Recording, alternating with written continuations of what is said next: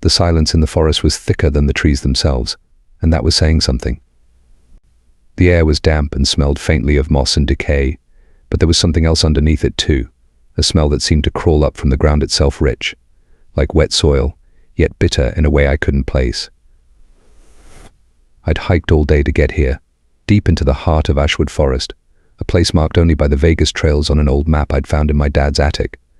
The forest was supposedly untouched, and so dense that few ever bothered to go past the first few miles. Most of the locals said it was unwise to head too far into it alone, though none could explain exactly why. Maybe that was part of the reason I wanted to camp here.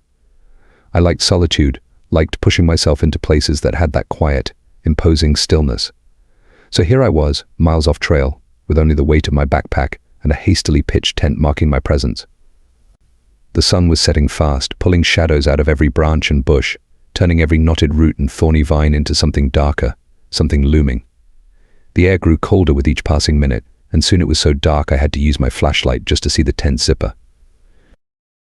After I'd gotten settled, I tried lighting a fire with the sticks and kindling I'd collected earlier, but they felt damp in a way that didn't make sense. Everything was dry when I gathered it, yet now it felt almost like it had been left soaking in a swamp. After a few frustrating attempts, I gave up and decided I'd just eat some of the food I'd packed cold. The quiet was starting to press in on me. I could hear nothing, no rustling leaves, no distant animals scurrying, no wind threading through the branches. I was used to the kind of quiet that came with being far from people, but this was different. It was almost as if the forest was holding its breath. I knew how ridiculous it sounded, but the thought settled in the back of my mind and refused to leave. I finished my dinner, tried to brush it off, and finally zipped myself up in my tent, grateful to have the flimsy nylon between me and whatever was lurking outside. Sleep didn't come easily. I shifted on the thin sleeping pad, turning from one side to the other, struggling to get comfortable. After what felt like hours, I finally started to drift off. Then I heard a faint, whispering sound, like someone's voice carried on the breeze. It wasn't close, but it wasn't far either. It sounded like ... like murmuring, a kind of soft, rhythmic sound that grew and faded. I lay still, straining to listen, telling myself it had to be the wind. But there was no wind. The sound rose again, just a murmur, and I couldn't make out any words. It seemed to come from the north, from deeper within the forest. I felt a chill creep down my spine as I realized it was growing louder. I sat up, straining to see through the small tent window, but all I could make out was the indistinct shadow of trees under the moonlight. I told myself it was nothing, just my mind playing tricks on me in the stillness of the night, but the whispering didn't stop. If anything, it seemed to be coming closer, a soft, wet sound, like someone trying to speak with a mouthful of water. I waited, sitting stiff in my sleeping bag, heart pounding, listening to the sound swell and fall like an ocean wave. Finally, I couldn't take it anymore. I unzipped the tent slowly, my fingers moving as quietly as I could manage, and peered outside. The forest floor was still, just an endless spread of shadows stretching between the trees. But as I stepped out, it struck me how different it looked. The landscape somehow altered under the moonlight. The branches above formed a canopy so dense that the few rays of light that broke through only seemed to make the shadows sharper, deeper. The murmuring was still there, almost rhythmic now, a kind of slow, repetitive drone that I could barely catch between the beating of my own pulse. I stepped a few paces away from the tent, squinting through the trees, the light from my flashlight bouncing back off the twisted bark and dense underbrush. And then, just at the edge of the light, I saw something, a shape, indistinct and barely visible, slipping through the trees. My heart lurched, and I pointed the flashlight directly at it, but there was nothing there. Just branches and shadows. But the whispering didn't stop. It was coming from that same direction, pulling me further away from my tent. I took a few steps, then a few more, until I was a good 20 or 30 yards from my campsite. The sound was louder now, like voices overlapping, too low to make out any words but too rhythmic to be random. It had a wet, rolling quality, like the noise water makes when you pour it over rocks. I was just about to turn back when I caught sight of something on the ground. A dark shape, like a piece of clothing, half buried under a tangle of roots. I crouched down, pulling back the roots with my gloved hand. My fingers brushed against something soft, almost fabric-like. When I pulled it up, I felt a jolt of shock course through me. It was a backpack. Old and weathered, the material dark with age, and it didn't look like it had been left here recently. I felt the weight of it, heavy in my hands, and my curiosity overpowered the sense of dread pooling in my stomach. I unzipped it slowly, half expecting it to fall apart in my hands, but it held firm. Inside, I found the usual things: a few wrappers, a crumpled map, a small notebook, all of them damp and covered in dark stains. But when I flipped the map open, I felt my stomach drop. There was a name scrawled in the corner, written in faded, smeared ink. It was my name. I dropped the map back into the backpack, my hand shaking. I told myself it had to be a coincidence, that it was just some other camper with the same name. But that didn't explain why the backpack felt new, almost familiar in a way that made my skin crawl. I stumbled back a few paces, my heart racing, my flashlight catching strange shapes in the trees. For a moment, it looked like there were faces in the bark, twisted and pained expressions watching me from every angle. I blinked, and they were gone, just shadows cast by the beam of my light. I wanted to go back to my tent, but I couldn't shake the feeling that I was being watched, that something was lurking just beyond the reach of my flashlight. The whispering had grown louder, more insistent, each murmur melting into the next until it sounded like a chant, something ancient and alien, words that didn't belong to any language I'd ever heard. It was pulling me deeper into the forest, toward whatever was hiding in the shadows. I took another step forward, my flashlight trembling in my hand, casting shaky beams across the forest floor. The shadows were thicker now, pressing in around me, and the air felt colder, almost suffocating. I could barely breathe, my heart pounding so hard I thought it might burst. I turned around, desperate to find my way back to the tent, but everything looked the same. I couldn't see my tracks, couldn't even tell where I'd come from. Every tree looked identical, stretching up toward the sky in twisted, unnatural angles. Then, just when I thought I'd lost my way completely, the whispering stopped. The silence crashed down around me, heavy and oppressive, like the forest itself was waiting, watching. I stood there, frozen, straining to hear anything, any sign of movement or life. But there was nothing. Just the dark, the cold, and the eerie stillness pressing in from all sides. And then somewhere behind me I heard a twig snap. It was a sharp, sudden sound that shattered the silence, sending a jolt of terror through my body. I turned slowly, flashlight raised, but the beam barely penetrated the darkness. I could feel something there, something just out of sight, hidden in the shadows, waiting. I opened my mouth to call out, but the words died on my lips as I realized I didn't want to know what was out there. My instinct screamed at me to run, to get as far away from this place as possible.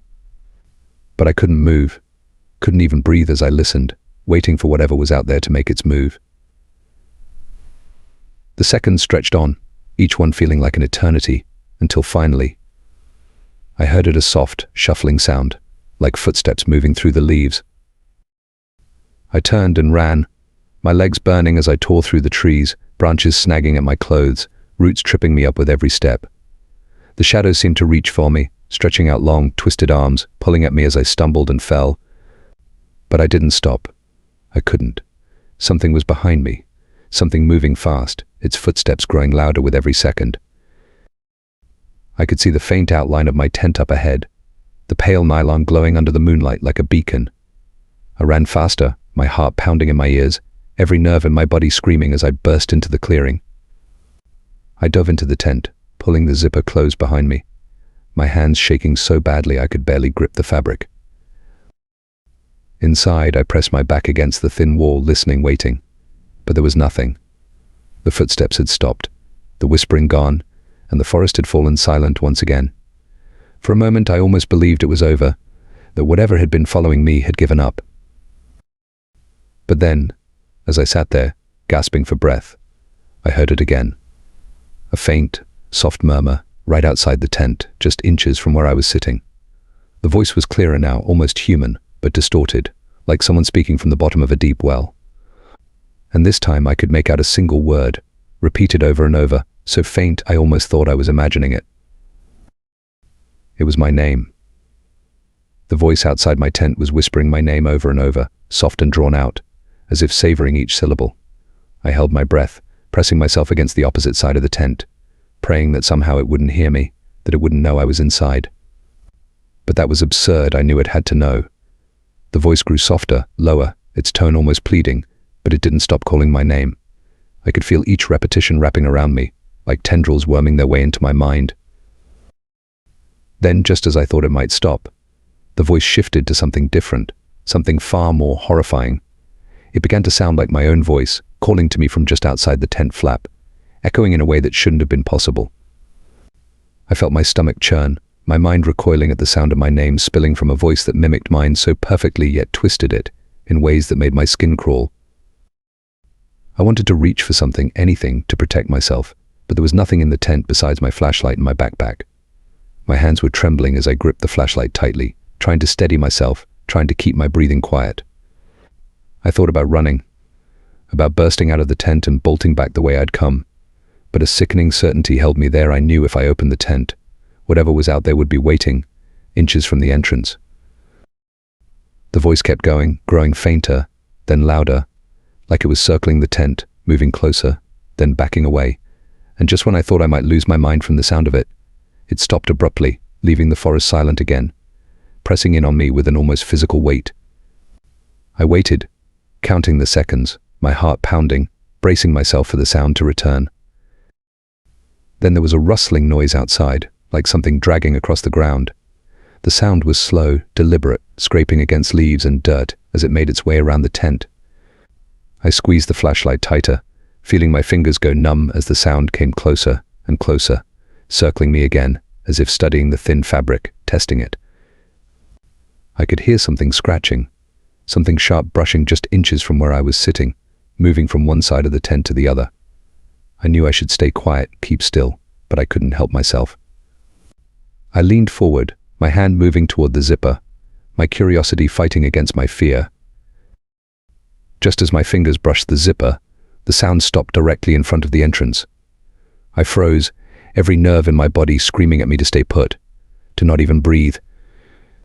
The silence stretched on, heavy and suffocating, and then, so suddenly I almost screamed, the zipper began to slide down, moving slowly, 1 inch at a time. I jerked back, clutching the flashlight so hard I thought it might break. My mind raced, trying to make sense of what I was seeing, but nothing could explain the zipper moving on its own, inching down, like some unseen hand was pulling it open. The gap grew wider, and I could see the darkness outside so thick it seemed to spill into the tent like ink, pooling at the edges. I held my breath, waiting for something to appear, for something to step into that darkness and reveal itself. But there was nothing, just the open tent flap and the forest beyond so quiet it felt like the trees themselves were holding their breath. And then I heard it, the whisper again, my name, but this time so close it sounded like it was coming from just behind me. I whipped around, pointing the flashlight, but there was no one there, just the empty tent walls. The voice grew softer, fading, but as I listened, I realized it wasn't coming from outside the tent at all. It was inside. I scrambled back, my mind reeling, trying to make sense of it, but there was nowhere to go. The voice was all around me, slipping into every corner, every shadow, until it felt like the very air was speaking to me, breathing out my name in soft, hushed tones. I covered my ears, trying to block it out, but the sound seeped through, growing louder, more insistent, until I could feel it reverberating in my bones. Desperation took over, and I threw myself out of the tent, stumbling into the cold, damp air, my flashlight flickering as I staggered to my feet. The forest was even darker now, the trees looming like tall, silent sentinels, their branches twisting together to form an impenetrable canopy. I turned in circles, searching for any sign of a trail, any hint of the way back, but everything looked the same. I was completely disoriented, lost in a sea of shadows. Then, just as I was about to head blindly into the trees, I saw something. In the distance there was a faint light, flickering between the trunks, too steady to be a firefly, too dim to be a flashlight. It was moving, bobbing slightly, as if someone or something was carrying it. Against every instinct I felt myself drawn to it, pulled by some strange, invisible force. I told myself it might be another camper, someone who could help me find my way back, but deep down, I knew that was a lie. There was something wrong about that light, something that made my skin crawl, yet I couldn't stop myself from moving toward it. I walked slowly, each step feeling heavier than the last, the sound of my footsteps muffled by the thick layer of leaves covering the ground. The light grew brighter as I drew closer, casting a faint glow over the trees, illuminating them in strange, sickly shades. I could see something moving just beyond the edge of the light, a figure, but it was wrong. Its movements were jerky, unnatural, like it was struggling to hold itself up, to keep itself moving. My breath caught in my throat as I watched it, a feeling of dread pooling in my stomach. I stopped, my heart pounding, every instinct screaming at me to turn back. But the figure was already turning toward me, its face obscured in shadow, its body barely visible in the dim glow.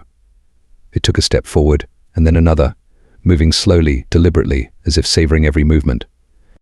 And then, as it came closer, I realized with a sickening jolt that it was holding something, a small, weathered notebook, the same one I'd found in the backpack earlier.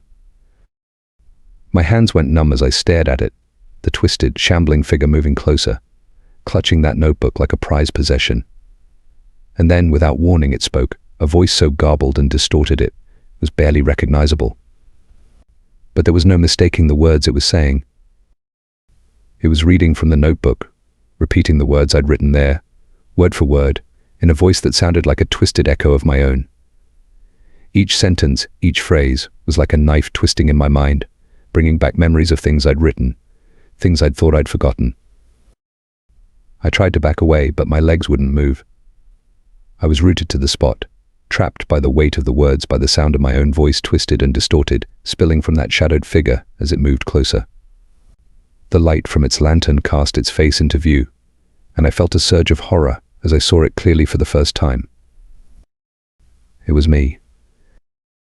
Or rather, something that looked like me, a twisted, decayed version of myself, its face pale and gaunt, eyes sunken and hollow, lips pulled back into a twisted grin. It looked at me, its gaze cold and unfeeling, as if I were nothing more than a reflection in a dirty mirror. And then it spoke again, this time in a voice that was unmistakably mine, a voice that sent a shiver down my spine. "Why did you come here?" The question hung in the air, heavy and accusing, and I felt my throat go dry. I tried to answer, to explain, but no words came. The thing just stood there, watching me, that twisted grin never faltering, its eyes boring into mine with an intensity that made my skin crawl. I wanted to scream, to run, but I couldn't move, couldn't even breathe as it stepped closer, raising the notebook in front of me like an offering. And then, in a voice so soft it was almost a whisper, it said, "You left this behind." It held out the notebook, and I could see my own handwriting scrawled across the pages, notes I'd taken, thoughts I'd jotted down, but the words were wrong, twisted, as if something had rewritten them, turning them into things I didn't remember writing. The words were dark, sinister, hinting at things I'd never seen, places I'd never been, yet somehow knew all too well. I shook my head, backing away, but the figure just smiled, its eyes glinting with something that looked almost like pity. And then, in a voice that was barely audible, it whispered, "You don't belong here." The words sent a chill through me, colder than anything I'd ever felt, as if the very forest was pressing down on me, suffocating me. I stumbled back, clutching my chest, gasping for air, as the figure watched me, that twisted grin widening. And then, just as suddenly as it had appeared, the light went out, plunging me into darkness. The figure was gone, vanished as if it had never been there. The silence was complete, pressing in on me, and for a moment I thought I might be alone again. But then I heard it, that whisper, rising from the shadows around me, soft and insistent, echoing through the trees. My name, over and over, growing louder, closer, until it filled the forest, until it filled my mind, until it was all I could hear. I stumbled back through the dark, tripping over roots and fallen branches as I tried to put distance between myself and the place where I had been standing. The air felt thick and humid, as though the forest itself had begun to close in, suffocating and swallowing every trace of light and sound. The whispers were everywhere now, echoing from every direction, each one like my own voice but off, warped, sometimes raspy and old, sometimes thin and high-pitched like a child. All of them were saying my name, taunting me, beckoning me, pulling me deeper into the dark. I gripped my flashlight, my only weapon against the endless shadows, but its light was fading, flickering every few seconds. The dim glow only made the trees seem more menacing, their shapes twisted, their bark rough and gnarled like fingers reaching out to snag me. I had no sense of direction, no idea where my tent was, and worse, every time I tried to retrace my steps, the forest seemed to shift, as though the landscape was changing around me. No matter which way I turned, the path behind me was gone, swallowed by the shadows. Then ahead of me, something caught my eye, a small clearing lit by the faintest glow. I should have turned back, but the light was the only thing breaking the darkness. I took a shaky breath and stepped toward it, feeling the chill sink deeper into my bones with each step. When I reached the clearing, I froze. In the center of the clearing was a tree unlike any other I'd seen in the forest. It was enormous, gnarled and ancient, its branches stretching high and wide, their silhouettes grotesque under the eerie glow that seemed to come from nowhere and everywhere at once. The bark was covered in strange symbols carved deep into the wood, some of them sharp and jagged, others swirling and looping in patterns that seemed to pulse, almost as if they were alive. And beneath the tree, scattered around its roots, were objects, odd and out of place: a single worn shoe, a tattered scarf, a rusted compass with the needle spinning aimlessly, a cracked watch with the hands stopped at midnight. My heart pounded as I realized they were personal belongings, items that might have belonged to other campers, hikers who'd wandered too far into this forest. My eyes darted around, trying to piece together some rational explanation. But my mind couldn't shake the feeling that this tree was like a monument, a kind of grave marker for anyone who had ventured too deeply, anyone who'd been lured by the forest's whispers. And I felt like I was standing on the edge of something vast, something far darker than I could understand. Then, almost too faint to be real, I heard something that made my blood run cold. It was a voice, soft and distant, but unmistakable. "Help. Please. Help me." It was coming from somewhere behind the tree, from a place where the shadows were deepest, where even the faint glow didn't reach. The voice sounded weak, desperate, like someone who'd been lost for days, barely holding on to hope. Every instinct told me to turn back, to run, but something about the voice rooted me to the spot. It was familiar, too familiar. I swallowed hard, summoning what little courage I had left, and called out, "Who's there?" For a long moment, there was no response, just the suffocating silence, so complete it felt like it was pressing down on my chest. And then, faintly, the voice came again, barely more than a whisper. But this time, it said something different. "Why did you leave me here?" The words struck me like a physical blow. The voice sounded exactly like mine, but softer, sadder, as though it was speaking from some dark, hidden corner of my own mind. I took a shaky step back, my flashlight flickering wildly, casting erratic shadows over the twisted branches and roots. The voice grew louder, sharper, filled with a strange anger. "Why did you leave me here?" I stumbled backward, my heart racing, fear prickling through my skin. "I know what you're talking about," I stammered, feeling absurd for speaking out loud, but the fear was overwhelming, leaving me desperate to explain myself. "I don't know who you are." The silence stretched on, and then, with a low, guttural whisper, the voice responded, its tone full of a dark, cold certainty. "You left me here, and now you're finally back." As the words echoed through the clearing, I felt a shift in the air, as if the very ground beneath me was coming alive. The roots of the tree began to twist and move, curling upward like skeletal fingers, their movements slow but relentless. My heart pounded as I realized they were reaching for me, stretching out as though to pull me into the earth. I turned to run, but the ground beneath me gave way, softening like quicksand. My feet sank into the dirt, the roots curling around my ankles, tightening, pulling me down. I thrashed and fought, digging my fingers into the ground, desperate to break free, but the harder I struggled, the deeper I sank. The roots were strong, unyielding, wrapping around my legs and waist, pulling me closer to the tree. The whispers grew louder, the voices overlapping, filling the air with an eerie chant that seemed to resonate in my bones. They weren't just calling my name anymore. They were recounting memories, fragments of my life, things I'd tried to forget, things I'd buried deep, regrets, fears, mistakes. It was as though the forest itself was peeling back my mind, exposing everything I'd ever tried to hide. The roots continued to drag me forward, inch by inch, until I was close enough to touch the tree. I could feel the strange warmth radiating from it, pulsing like a heartbeat, and I realized with a sickening certainty that this tree wasn't just a part of the forest. It was the forest, the heart of everything that lurked in these woods. My hand brushed against the bark, and a sharp pain shot through me, as though the tree were burning me, branding me. I jerked back, but the roots tightened, holding me in place, forcing me to face it. The symbols carved into the wood glowed faintly, pulsating with a dark, unnatural light that seeped into my mind, filling my vision with strange images, faces I didn't recognize, places I'd never been, but all of them felt connected to me, as if they were pieces of something I'd forgotten. Something I was supposed to remember. Then, in a final surge of strength, I wrenched my leg free from the roots and stumbled backward, breaking their hold.